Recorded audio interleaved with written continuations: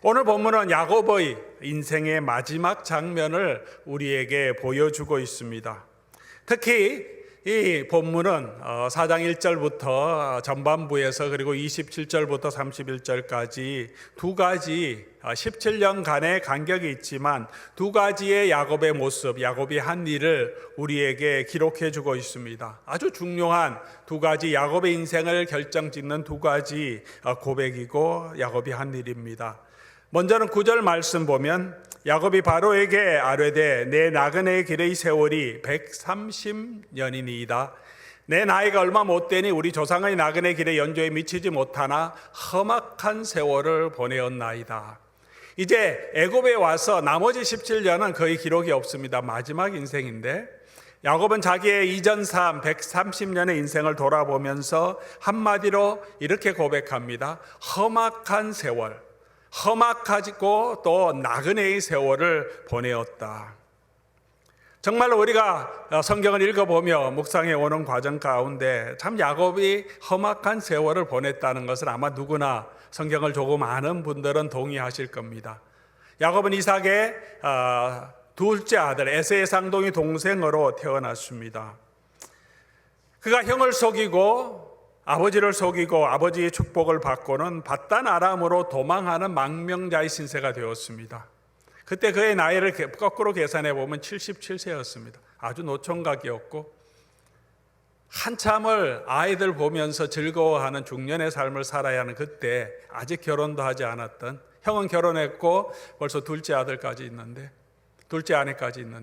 그렇게 살았고, 그것도 이제 그 늙음하게 형의 축복을 훔쳐서 받고는 밧단 아람으로 형을 피해서 도망하는 신세가 되었습니다. 젊은 나이도 아니었다는 것입니다.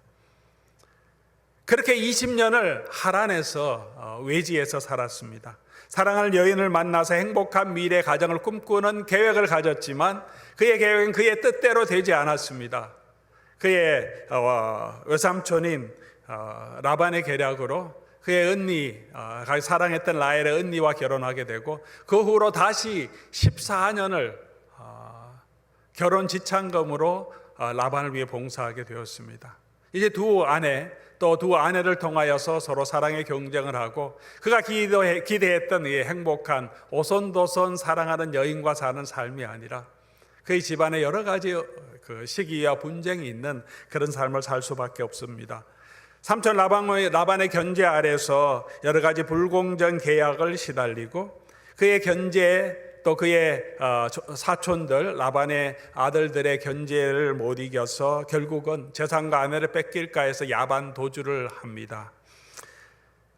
그리고 돌아오면서 에서를 만날 때 그는 죽음보다 더한 고통, 불안을 느끼며 하나님 앞에 매달리기도 했습니다. 그렇게 한 고비를 넘기니까 딸이 세겜이라는 곳에 가서 그곳에 한 성에 들어갔다가 세겜 추장 세겜의 끌림을 받아서 강간을 당하는 것을 겪습니다. 딸이 강간을 당하는 모습. 그런데 그것으로 끝나는 것이 아니라 그의 아들들이 또 모략을 꾸며서 그 성에 들어가서 남자를 모두 살육해버리는 엄청난 일을 저지릅니다. 그로 인해서 전 가족과 재산이 잃을 수 있는 두려운 상황도 맞이했습니다. 하나님의 은혜로 겨우 목숨을 거뒀는데 그리고 그 땅에 10수년을 거주하는 동안에 또 여러 가지 기막힌 일을 당합니다. 그의 큰아들 로우벤이 그의 첩과 동침하는 사건을 만납니다. 그리고 그가 가장 사랑했던 요셉이 짐승에 찢겨서 죽었다는 형들의 보고를 듣게 됩니다. 그리고 나머지 그의 삶은 괴로움과 고통 가운데 보내는 그의 삶이었습니다.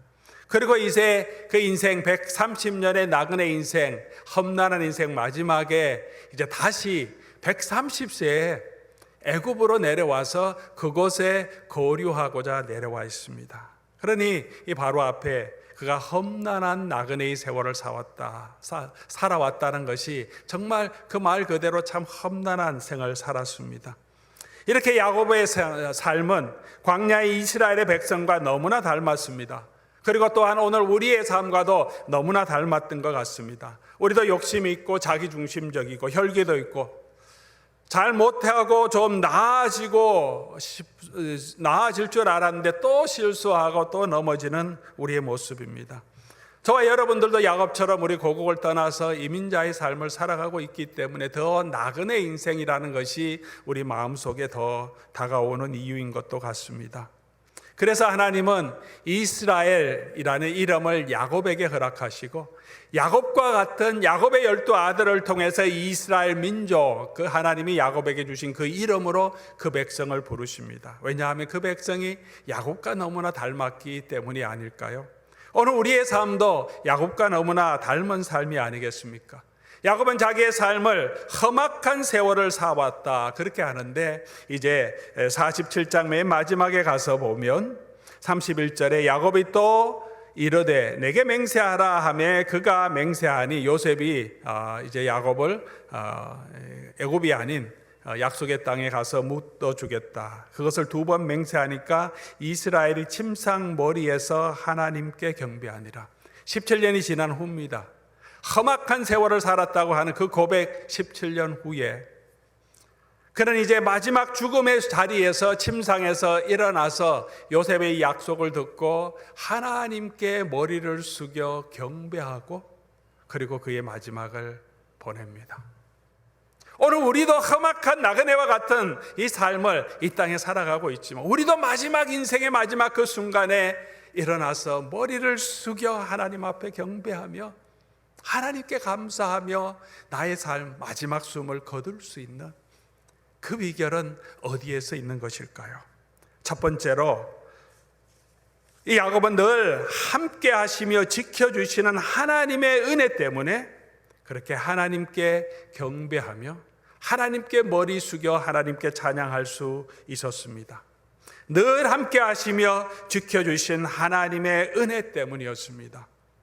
야곱의 삶을 한마디로 표현하면 하나님의 은혜로 하나님이 불쌍히 여겨서 붙들어 주신 인생이라고 우리는 고백할 수 있습니다. 날 때부터 하나님이 그를 선택했습니다. 작은 자가 큰 자가 작은 자를 섬길 것이라. 창세기 28장 15절에 이 말씀이 야곱의 삶 전체에 주신 하나님의 은혜의 핵심이죠. 야곱이 흐를 단신으로 이제 밧단 아람으로 넘어가야 하는 그 경계선상에 베델에서 혼자서 돌베개하고 잠을 자고 있을 때 하나님은 꿈을 통하여 이상을 보여주시며 그에게 약속을 주십니다. 내가 너와 함께 있어 내가 어디로 가든지 너를 지키며 너를 이끌어 이 땅으로 돌아오게 할지라. 내가 내게 허락한 것을 다 이루기까지 너를 떠나지 아니하리라 하신지라. 하나님께서 네가 어디로 가든지 내 말대로 살면 내가 너와 함께 하겠다고 말씀하셨다면 야곱이 얼마나 부끄럽고 얼마나 염치가 없고 얼마나 마음이 낙심이 되었겠습니까? 그런데 하나님 그 아무 조건 얘기하지 아니하시고 그냥 내가 너와 함께 하겠다고 약속해 주셨습니다. 그리고 그의 인생 곳곳에서 야곱은 하나님을 잊어버리고 약속하신 그 하나님을 잊고 자기 꾀로 자기 성질대로 살아가고 있었지만 오늘 이 성경의 내러티브를 통해서 우리에게 보여주시는 것은 무엇입니까? 하나님은 바로 이 약속을 끝까지 지키셨음을 우리에게 보여주십니다. 그렇게 그의 인생을 지켜주셨고 이제 애굽으로 내려갈 때 창세기 46장 2절 4절 보면 하나님이 다시 나타나십니다. 130세에 요셉이 애굽에 있다는 소식을 듣고 다시 내려갈 때 야곱의 마음이 얼마나 또 두려웠겠습니까? 그런데 하나님께서 보엘세바 마지막 그 경계선상 애굽과 이 가나안 땅의 경계선상 그곳에서 하나님이 다시 나타나서 말씀하십니다. 그 밤에 하나님이 이상 중에 이스라엘에게 나타나 이르시되 야곱아 야곱아 하시는지라. 이스라엘이라고 말하고 야곱아 야곱아 하셨다고 말합니다. 이스라엘에게 말씀하셨다. 왜 이렇게 이스라엘과 야곱을 병기해서 말씀하실까요? 이 말을 들을 때 이스라엘 백성들이 이스라엘에게 말씀하셨다, 자기에게 말씀하신 것처럼 생각하게 하십니다. 우리에게 하신 하나님의 말씀이라는 거죠. 야곱아 야곱아 부르시지만 사실은 이스라엘 백성에게 주시는 말씀인 것입니다. 야곱이 이르되 내가 여기 있나이다 하며 하나님이 이르시되 나는 하나님이라 내 아버지의 하나님이니 애굽으로 내려가기를 두려워하지 말라. 내가 거기서 너로 큰 민족을 이루게 하리라. 내가 너와 함께 애굽으로 내려가겠고 반드시 너를 인도하여 다시 돌아오게 하겠다. 베델에서 하나로 떠날 때 하나님이 약속해 주셨던 것과 동일하게 하나님은 함께 하셨고, 이제 애굽으로 내려가는 이 야곱에게, 이스라엘에게 동일한 약속을 또다시 해 주십니다. 내가 함께 가겠고 너를 반드시 다시 돌아오게 하겠다. 하나님은 이렇게 신실하게 야곱을 붙들어 주셨고, 야곱이 마지막에 머리 숙여 경배할 수 있었던 것은 하나님께서 이 야곱에게 약속해 주신 대로 내 아들 요셉이 너의 눈을 감기게 하겠다고 하나님께서 애굽으로 내려가는 이 야곱에게 약속해 주셨듯이, 오늘 본문에 야곱이 그 하나님의 말씀을 기억하고 요셉에게 부탁합니다. 맹세하게 합니다. 요셉이 어떻게 합니까? 내가 그렇게 하겠습니다. 이 창세기가 어떻게 끝납니까? 요셉이 그 이야기를 듣고 이 야곱을 약속한 그 땅에 묻는 그 모습으로 이 야곱의 일생은 끝납니다. 신실하게 그렇게 약속해 주셨고, 요셉으로 그의 눈을 감기게 하시고 그의 죽은 시체라도 다시 돌아와 그 땅에 묻히게 하시겠다고 약속해 주셨던, 내가 함께 하겠고 그 은혜로 붙들어 주시겠다고 약속하신 그 하나님의 은혜 때문에 야곱은 마지막에 하나님께 경배하며 생을 마감할 수 있었습니다. 아무리 험악한 우리의 삶일지라도 저와 여러분은 하나님이 선택받은 하나님의 백성입니다. 두 번째 우리가 생각해 볼 것은, 야곱이 이렇게 하나님께 경배할 수 있었던 것은 또한 요셉의 인애와 성실함 때문입니다. 야곱의 전 삶이 하나님의 은혜였음을, 하나님이 함께 해주시고 붙들어 주신 그 하나님의 은혜였음을 우리가 곧 보았습니다. 그러나 그 하나님의 은혜는 특별히 요셉을 통하여서 이 야곱에게 주어졌습니다.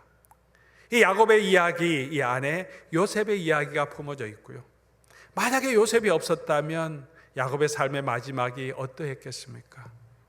인생이 험난한 생활 가운데, 그는 눈물 가운데, 한숨 가운데, 고통 가운데 음부로 내려가지 않았겠습니까?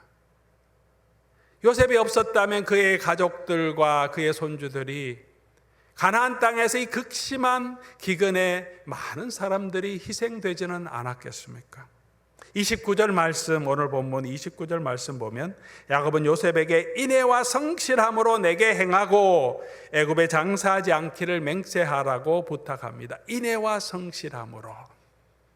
요셉은 그렇게 인애와 성실함으로 하나님 앞에 서 있었고, 그 요셉을 통하여서 야곱과 그 야곱의 자손들이 구원을 얻게 된 것을 성경은 우리에게 보여줍니다. 요셉이 형들과 아버지 야곱의 길을 인도합니다. 2절 말씀, 오늘 본문 말씀 보면 그의 형들 중에 5을 택하여 바로에게 보이고, 그전에도 요셉이 모든 것을 주관했는데요, 이제 바로에게 보일 때도 요셉이 이끕니다. 7절 말씀 보니 요셉이 자기 아버지 야곱을 인도하여 바로 앞에 서게 하니 요셉이 인도합니다. 요셉이 그의 형들과 아버지를 인도합니다. 인도자가 되어줍니다. 두 번째로 요셉이 거주할 것과 먹을 것을 주어 복량합니다. 11절 12절 말씀이죠. 요셉이 바로의 명령대로 그의 아버지와 그의 형들에게 거주할 곳을 주되, 좋은 곳을 주었어요. 그리고 12절 그의 식구를 따라 먹을 것을 주었더라. 세 번째로 요셉을 통해서 그 백성이 그 땅에서 생육하고 번성하여 큰 민족을 이룹니다. 27절 말씀 가서 보십시오. 이스라엘 족속이 애굽 땅 고센에 거주하였는데 거기서 생업을 얻어 생육하고 번성하였더라. 생육하고 번성하였다, 이 말은 하나님이 사람을 창조하실 때 가장 먼저 주신 축복입니다. 생육하고 번성하여 땅에 충만하라. 아브라함을 선택하셨을 때도 내가 너희 자손을 이 땅의 모래같이 하늘의 별과 같이 번성하게 해 주시겠다. 근데 그 약속을 어떻게 이룹니까? 요셉의 보호 아래서 이 야곱, 이스라엘 족속이 그 땅에서 생육하고 번성해졌습니다. 그 하나님의 약속이 요셉 아래에서, 그의 인애와 성실함 아래에서, 그의 보호 아래에서 이루어진 것입니다. 출애굽기 1장 7절에 보면 그리하여서 이 이스라엘 자손이 생육하고 불어나 번성하고 매우 강하여 온 땅에 가득했다. 이 약속이 이루어진 것을 보여줍니다. 또한 요셉은 이 야곱의 마지막 장례를 책임집니다. 29절에서 31절까지 내용이죠. 이스라엘이 죽을 날이 가까움에 그의 아들 요셉 불러서 그에게 이르되 내가 내게 은혜 입었거든. 그죠? 이 요셉의 은혜로 야곱이 살고 그 야곱의 생뿐만 아니라 죽음까지도 그의 장례까지도 요셉의 손에 부탁합니다. 요셉의 인애와 성실로 그 요셉을 붙들어 줍니다. 그리고 마지막에 가나안 땅에 메어다가 장사합니다. 그렇게 인애하고 성실한 요셉을 통해서 야곱과 그의 자손들을 하나님이 구원해 주셨듯이 그렇게 인애와 성실이 풍성하신 예수 그리스도를 통해서 하나님의 구원을 저와 여러분에게 보여주시고 저와 여러분을 하나님이 구원해 주셨습니다. 세 번째 우리가 생각해 볼 것은 야곱은 전적인 하나님의 은혜로 요셉의 신실하심으로 구원과 위로를 얻었지만 야곱이 아무것도 하지 않은 것이 아니라는 것입니다. 야곱의 믿음 때문에 그가 이런 하나님의 구원을 체험할 수 있었습니다. 히브리서 11장 21절 말씀 보면 믿음으로 야곱은 죽을 때 요셉의 가가들에게 축복하고 그 지팡이 머리를 의지하여 경배하였으며 오늘 본문 말씀 31절에 나오죠. 그 침상에 의지하여 그곳에서 지팡이를 의지하여 하나님께 경배하였다. 그 모든 행위 가운데 성경은 그의 삶을 믿음으로라고 표현하고 있습니다. 야곱의 믿음, 그 믿음은 어떤 믿음이었을까요? 요셉처럼 완벽한 삶은 아니었습니다. 자기 아들을 내어주는 것 같은 아브라함의 그런 완전한 믿음은 없었습니다. 이삭처럼 그런 순수하고 신실한 그런 순종의 삶은 아니었습니다. 연약한 부분이 많이 있었지만 야곱도 이 이스라엘도 그가 가진 믿음이 있었다고 성경은 말합니다. 그의 믿음, 오늘 우리에게 필요한 믿음이 아니겠습니까? 야곱과 같은 부족한 사람, 야곱과 같은 그런 우리 인생 가운데 하나님의 백성 가운데 우리에게 필요한 그 믿음은 무엇이겠습니까? 첫 번째로 이 야곱은 위기의 순간마다 하나님을 다시 의지했습니다. 부족함이 많았지만 그는 어려움이 닥치면 그래도 다시 하나님을 의지합니다. 하나님만 의지합니다. 하나로 갈 때 베델에서 그에게 보여주신 하나님을 만나고 그곳에 제단을 쌓고 하나님께 약속합니다. 내가 하나님만 섬기겠습니다. 에서를 만나기 전에 야복강 가에서 하나님께 매달립니다. 하나님께 호소합니다. 그의 아들이 세겜성에 들어가 세겜과 그 모든 성의 남자들을 다 살육해버렸고 그 집이 멸족당하여 위기에 처했을 때 다시 하나님께로 나아갑니다. 이방신들을 제거하고 잊어버렸던 하나님께 서원했던 그 약속을 기억하고 우리가 베델로 올라가자. 의복을 갈아입고 회개하고 하나님의 약속을 하나님 앞에 서원을 기억하며 그곳에 자신을 맡깁니다. 그것이 그의 믿음이었습니다. 완벽한 사람은 아니었지만 그의 인생의 위기마다 그는 하나님을 의지했습니다. 사랑하는 성도 여러분, 오늘 우리의 인생의 위기 가운데 험악한 이 나그네의 삶을 살아가고 있을 때 우리도 어려움이 있고 우리도 고난이 있습니다. 우리의 잘못으로 인한 어려움일 수도 있습니다. 그러나 그 위기의 순간에 사랑하는 성도 여러분, 우리는 누구를 의지하고 누구를 바라보고 있습니까? 야곱처럼 염치불구하고 다시 하나님 앞에 의지하고 하나님 앞에서 내가 범죄했던 것을 회개하고 다시 하나님 앞에 서원했던 그 서원을 기억하고 하나님께로 돌아가는 것, 그것이 그의 믿음이었습니다. 우리에게도 하나님이 요구하시는 믿음입니다. 완벽한 완전한 제자의 삶은 아니라 부족하지만 하나님을 의지하고 하나님의 도움을 구하는 그 믿음이죠. 그 믿음을 가지고 우리 하나님의 도우심을 바라보고 지금도 하나님 앞으로 나아가는 저와 여러분 될 수 있기를 바랍니다. 두 번째로 야곱은 하나님의 축복을 사모하며 그 축복을 나누는 축복하는 자로 살았습니다. 형과 아버지를 속여가면서도 그는 이 하나님의 축복을 사모했습니다. 속이려고 하는 게 뭐 나쁜 의도가 있었던 것은 아닙니다.